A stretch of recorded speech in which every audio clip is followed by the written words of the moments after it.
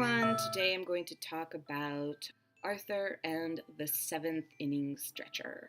Okay, as I've mentioned before about Arthur books, although they are children's books, the level of the writing is actually a little bit higher. The author, Marc Brown, actually does use harder words, especially for ESL students who don't hear the language all the time, so they wouldn't have been exposed to it.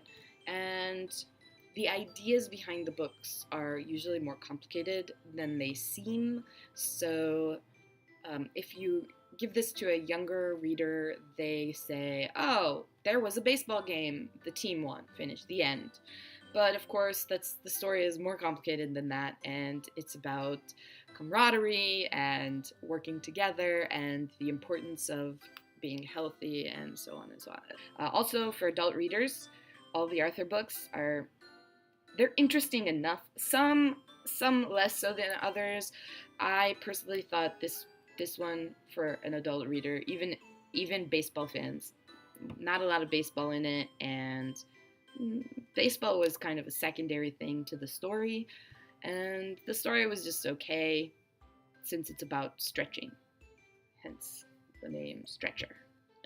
Just if you replace stretching with something else, it would become an adult theme, but that's the way children's books are usually supposed to be, and Marc Brown does a great job in the Arthur series. So I'll read you just a little bit from it. "You're late," said Arthur. He was talking to Buster, who had just arrived for the first baseball practice of the season. Buster yawned. "I'm not used to getting up so early on Saturdays." "Neither am I," Arthur admitted, "but DW woke me up at the crack of dawn. She's very excited about being the Eagle team's Batgirl. I tried to explain to her that we didn't have to be the first ones here, but she wouldn't listen. Batgirls have to set a good example," she said. "A good example for what?" asked Francine, riding up on her bike. Arthur explained about DW. "Well, I always set a good example on the baseball diamond," said Francine. "Great pitching, timely hitting, and I look quite nice on the baseball card, too. Number 7, that's me." "You've already picked out your number?" asked the brain. "Of course. I don't like it too high or too low, and double digits are bad." "Why? The extra number weighs you down. Pitchers need to stay light on their feet." "Actually," said the brain, "I don't believe that the additional weight on the back of your shirt influences—" "Attention, everyone!" shouted Coach Frensky, Francine's dad.